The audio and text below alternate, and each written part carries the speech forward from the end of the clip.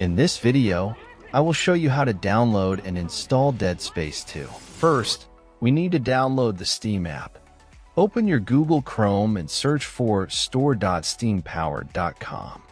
Link in description. Click on the Install Steam button on this page. Once you've done that, at the top right corner of your screen, click on the .exe file and open it. Complete the installation, and once finished, open your Steam app. In search bar, type Dead Space 2 and drop down you will see the game. If not, check video in description. If you see the game in drop down, click on the game. Now click on Add to Cart button beside original game. In new pop-up, click on View My Cart. Now click on blue Continue to Payment button. In payment methods, select your preferred payment method and proceed. After you're done with payment, next steps I will show with game I already own. After completing the purchase, go to your library.